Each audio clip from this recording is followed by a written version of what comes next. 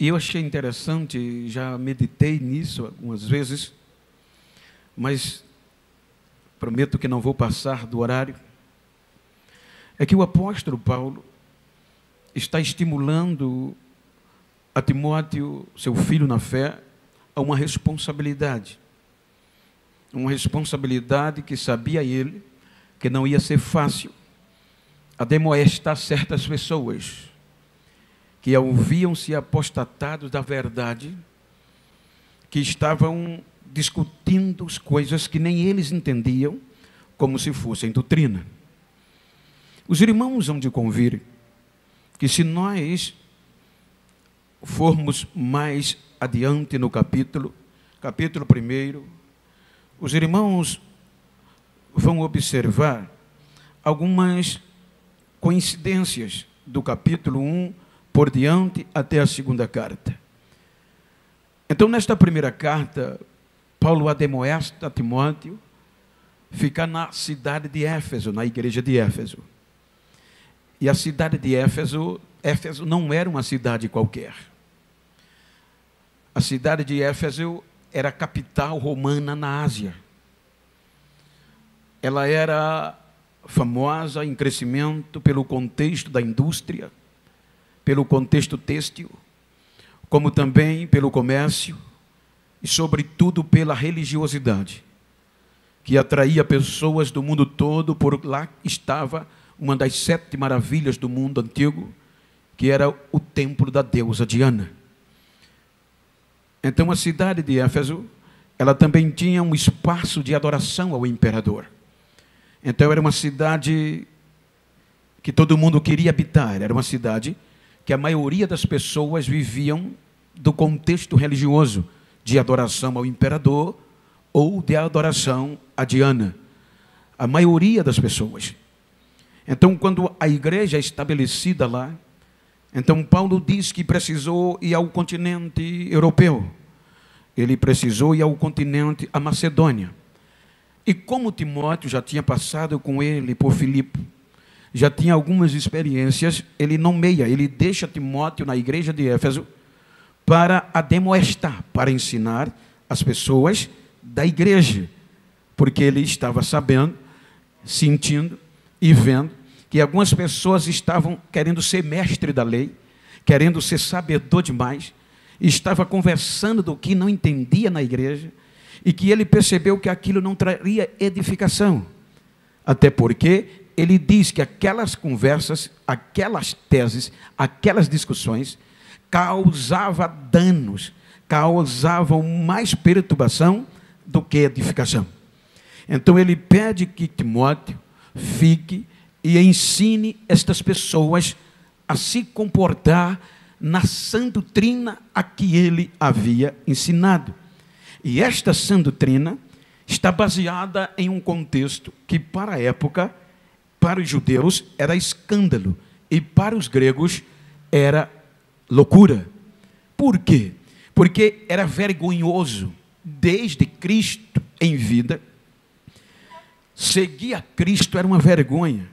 Primeiro, ele é oriundo de uma região que não vinha nenhum mestre. Ele é oriundo de uma região que as pessoas diziam que dali nada que viria prestaria, ou não vinha nada que prestasse. Então, quando Jesus desponta com os seus discípulos, ele se torna ameaça para o sistema do judaísmo. Então, tentando fazer de tudo para denegrir a sua imagem, tendo em vista que a voz do judaísmo, por meio do sumo sacerdote, era a voz de Deus para os judeus, então eles tentam denegrir a imagem de Jesus e os seus seguidores, chamando-os de raça, desprezíveis e miseráveis.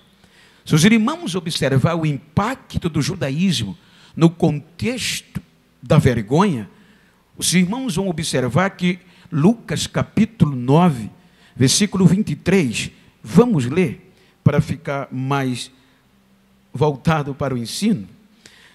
Me ajudem, por favor. Lucas 9, 23 a 26. Não foi aleatório. Quem lê para mim, por favor, que Jesus disse isso. Ele disse isso porque tinha um motivo, tinha uma razão.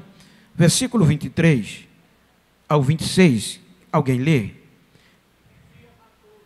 E dizia a todos: se alguém quer vir após mim, negue-se a si mesmo. Tome a cada dia sua cruz e siga-me. Porque qualquer que queira salvar a sua vida, perdê-la-á.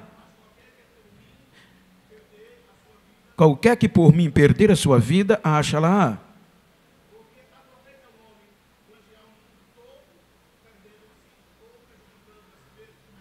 Prossiga.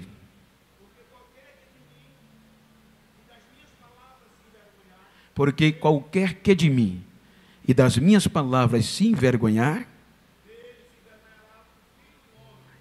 dele se envergonhará o Filho do Homem, quando vier na sua glória e na do Pai e dos santos anjos. E em verdade vos digo que dos que aqui estão, alguns há que não provarão a morte, até que vejam o reino de Deus. Vejam que, se você analisar o contexto anterior, ele está vindo no mesmo discurso da revelação soberana. Então, como na revelação soberana de Pedro, obviamente, ele estava para os seus discípulos, este contexto vergonhoso de seguir Jesus atinge os discípulos.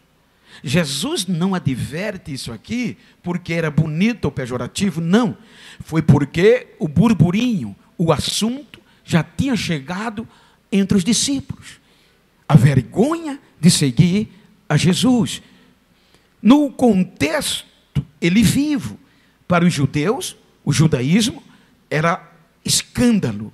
As pessoas perdiam o caráter. Eram tidas por pessoas de baixa ou de quase nenhuma percepção, porque estava seguindo, segundo o judaísmo, um herege, uma ameaça, um revoltoso. Então isso eles tentaram denegrir. E com a morte de Cristo, piorou. Veja que os discípulos só foram restaurados e reanimados depois da ressurreição. Então, para os judeus, continuava escândalo, porque mataram Jesus de uma forma vergonhosa, pejorativa, e com uma mensagem subliminar e direta, porque no contexto legal, quando alguém era morto de cruz, e Roma aderiu à morte de cruz para punir escravos, e sobretudo revoltosos, culpados, como eles condenaram Jesus, então a morte de cruz era uma mensagem para os que o aderiam aos seus ensinos, dizendo: se vocês continuarem pregando, disseminando o que ele ensinou, vão morrer do mesmo jeito que ele morreu. Então, pelo poder do Espírito Santo, os crentes que já estavam com medo da represária, cerca de 120, foram estimulados a continuar, e continuaram. Mas o contexto da vergonha, da dissimulação, continuava. Observem que o autor desta carta, ele sai do ápice da honra, elite do judaísmo, sai do topo, currículo assinado pelo doutor Gamaliel, joga muitos seguidores de Cristo na prisão, assola, ou seja, pisa de pé os crentes, até se converter. Então veja que quando ele se converte, como um bom leitor, como um bom conhecedor da cultura e dos acontecimentos, Veja que ele via tanto e tentava denegrir tanta imagem, porque ele diz que quando não era crente, ele fazia parte da mais severa seita do judaísmo, que eram os fariseus. Então ele sabia tudo isso. Então observem que agora, convertido, ele observa que muitos cristãos vão sendo mortos e não negavam a fé. A conversão de Paulo não chamou tanta atenção, porque a Bíblia diz que os irmãos só comentavam: vocês lembram daquele rapaz que nos perseguia? Sim, agora ele está crente e dando testemunho. O que impacta o mundo asiático e europeu e judaico foi a mensagem, a coragem que ele teve de ressurgir depois de anos pregando uma mensagem que anteriormente ele criticava, ele tentava parar, porque era vergonhoso ser seguidor de Cristo. Os irmãos observem que ele não só fala a palavra vergonha uma vez. Romanos 1,16, ele diz à igreja de Roma: eu não tenho vergonha do evangelho de Cristo. Por quê? Porque os gregos, os gentios, diziam: ora, vocês são doidos. Como é que vocês pregam um homem que morreu de cruz, que era o ápice da vergonha, e vocês dizem que ele está vivo? Isso é loucura. É por isso que ele diz: o evangelho de Cristo é loucura para quem perece, mas para nós que somos salvos, é o poder de Deus. Então ele agora, no contexto de Éfeso, estabelece uma igreja em uma cidade que era a capital asiática do Império Romano. E Timóteo fica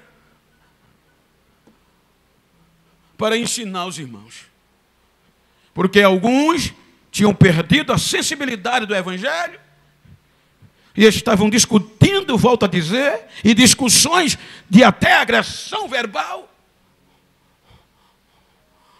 esquecendo essa doutrina. Aí ele vai ensinar a Timóteo como agir. Ele vai ensinar a Timóteo como se comportar diante de novos, grandes, velhos, mulheres e homens. E Timóteo começa a ensinar. Mas em algum momento do caminho, ele desanima. Então, ainda na primeira carta, Paulo o estimula a despertar o que foi ministrado sobre ele.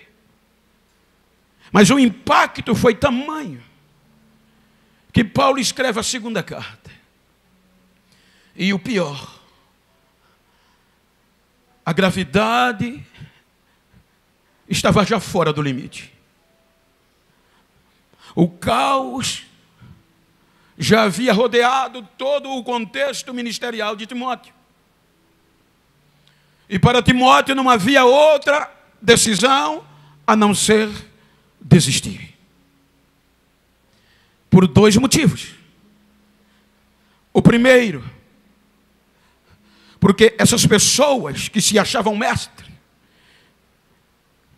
em outra, na segunda carta ele cita o nome Himeneu e Fileto, e na primeira e da segunda ele fala de Himeneu e Alexandre.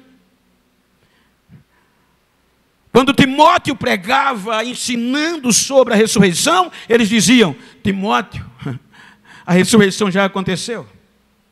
Quando Timóteo falava da sã doutrina, eles desfaziam, como Paulo mesmo, com palavras persuasivas, que alegrava por fora, mas não transformava as pessoas por dentro. Eles pregavam mensagens que motivavam o ego das pessoas, mas fazia as pessoas adoecerem por dentro no contexto da sã doutrina. Então Timóteo vai se desestimulando. E por dois motivos. Jesus estava morto. E para os seus ouvintes, e estes terríveis, essas pessoas que não queriam mais ouvir a doutrina e discutir outros assuntos, tentava desestimular o menino Timóteo. E para piorar, Paulo foi preso como inimigo de Roma, inimigo do império, inimigo do Estado.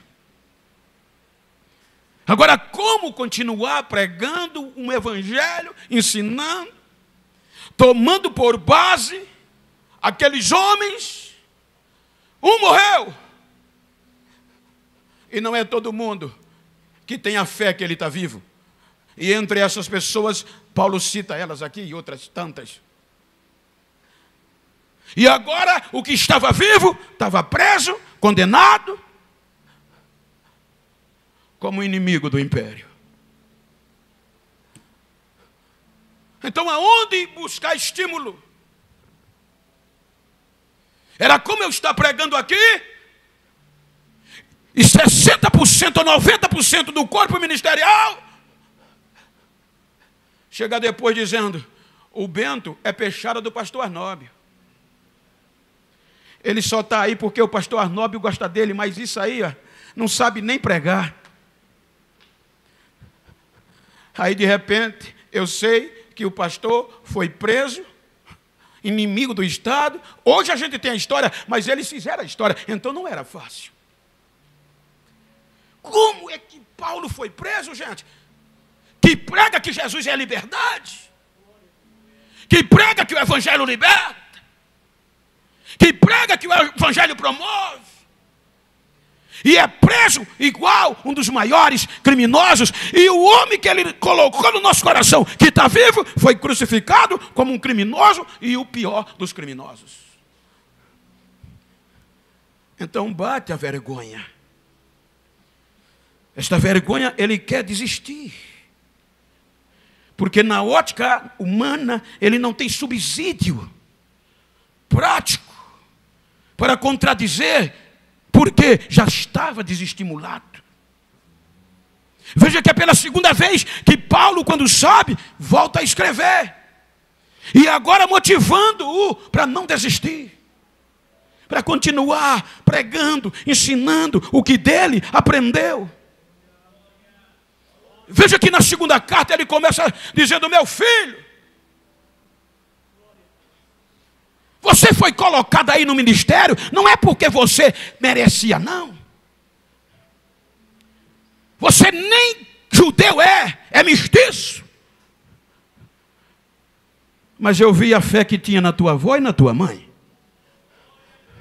E eu não impus a mão sobre você porque eu quis, te achei bonitinho, não. Foi porque Deus me mandou.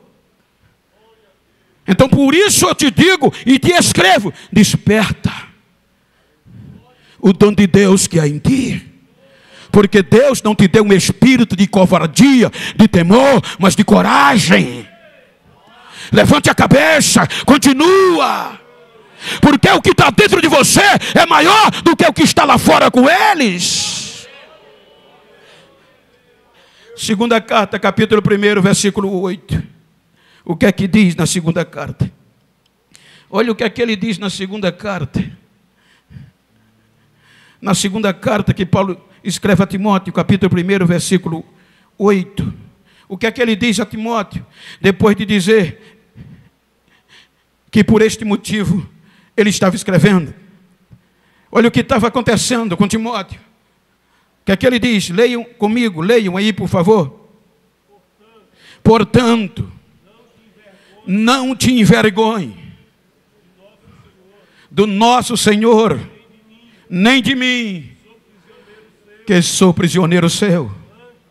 Antes, participa das aflições do Evangelho, no segundo poder de Deus, que nos salvou e nos chamou com a santa vocação, não segundo as nossas obras, mas segundo o seu próprio propósito, pela graça que nos foi dada por Cristo Jesus, antes dos tempos, dos séculos. Então olha para quem está ao teu lado e diga: tu não merecia. Não é por merecimento, foi pela graça.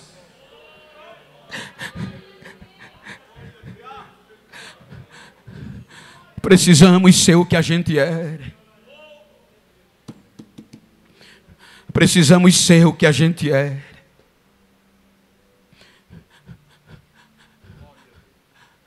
De não ter vergonha do Evangelho.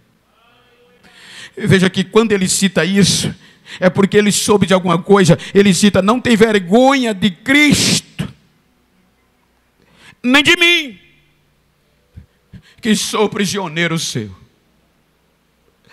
Veja que ele usa os dois personagens bases na vida de Timóteo. Isso implica dizer que Timóteo queria parar pelas palavras desta parte que dissuadiu da fé.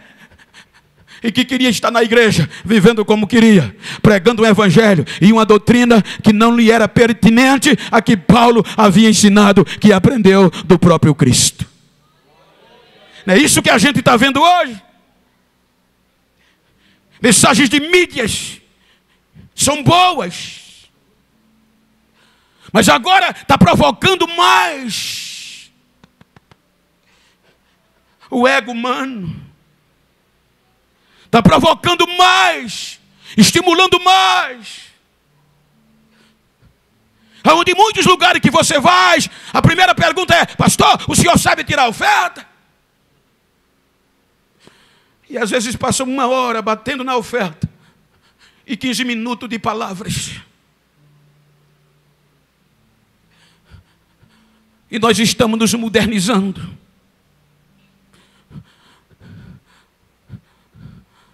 Enquanto mais a gente está se modernizando, mas estamos ficando frios. Porque estamos querendo, entre aspas, vivenciar o modelo, as discussões que não fazem parte da sã doutrina. E quando a sã doutrina vem, a gente acha atrasada, ridícula, e não quer mais aceitar.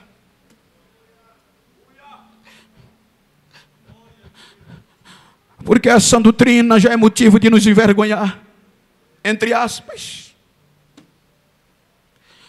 A sã doutrina já é motivo de caretice. Mas ele disse: meu filho, vai ser difícil. O povo não vai querer ouvir mais a sã doutrina. Vai ser como o comichão no ouvido, mas continua pregando o que eu te ensinei.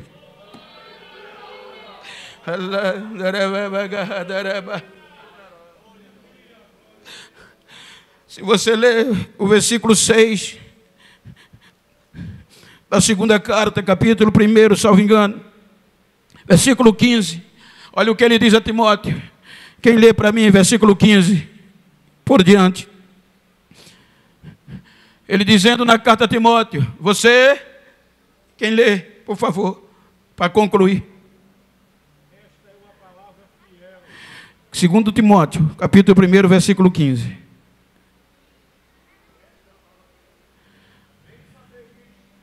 Bem saber isto, que os que estão na Ásia, todos se apartaram de mim, entre os quais foram Fígelo e Hermógenes. Pode falar. Pode seguir. Conceda misericórdia à casa de Onésiforo. Me deu ânimo. E nunca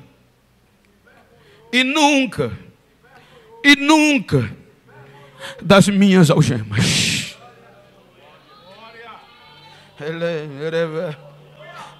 Isso quer dizer que independente da modernidade, independente da crise, ainda tem uma geração que não se envergonha deste evangelho, que não se envergonha de dizer que é crente, de não se envergonha de viver a sã doutrina que aprendeu.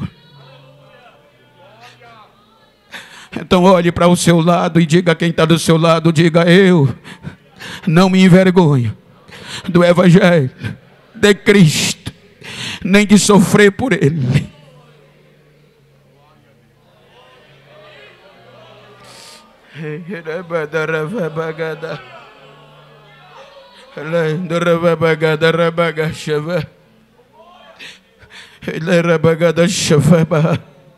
Evangelho, Evangelho. Desde 2015 que eu recebia convite para ir para os Gideões, mas eu dizia não, porque o Espírito de Deus não me permitia. Porque você ouvia as pregações, eu dizia não, eu não vou não, eu não sei pregar desse jeito. Serão muitas mensagens lindas, bonitas. A nova geração arrebenta. E eu digo não. Este ano o coração abriu. E domingo estava eu lá, tratado como príncipe. Saí escoltado por uma mensagem simples, que até hoje eu recebo mensagem, porque preguei a verdadeira mensagem, sem arrudeio, e Jesus operou grandemente. Não largue a sã palavra. Não se envergonhe do que estar aqui, mesmo que pareça atrasadas e simples, mas é o poder de Deus e salvação para todos aqueles que crêem. Quem diz amém? Quem diz amém? Então levante a cabeça e continuemos adorando e pregando este Evangelho em nome de Jesus.